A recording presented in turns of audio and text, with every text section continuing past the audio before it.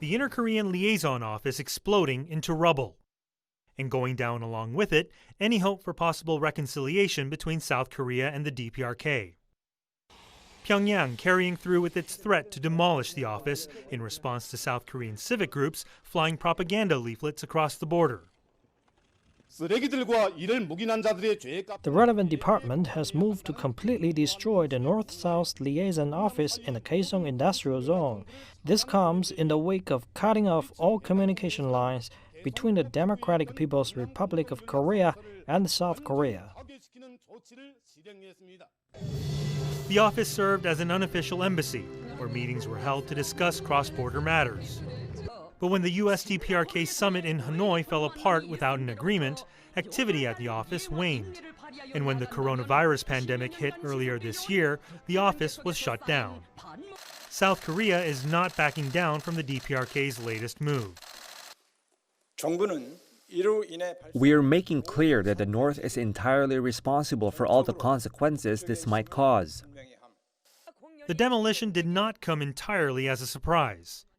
DPRK state media quoting Kim Jong-un's sister, Kim Yo-jong, forewarning the South just 3 days prior. And with tensions on the Korean peninsula rising, neighboring countries are calling for restraint. The DPRK and South Korea are of the same people. As a close neighbor, China has always hoped for the Korean peninsula to maintain peace and stability. It's unknown where inter-Korean relations will head from this point forward. But most experts agree a period of heightened tensions may loom over the Korean peninsula for the foreseeable future.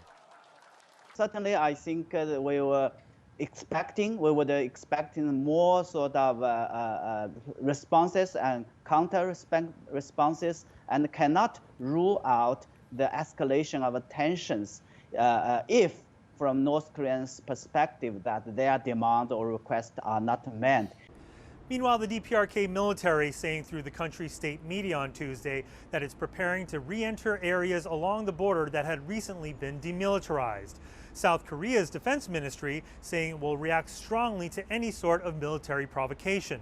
Now, coincidence or not, next week happens to be the 70th anniversary of the outbreak of the Korean War back in the mid-20th century. Shane Hom, CGTN, Seoul.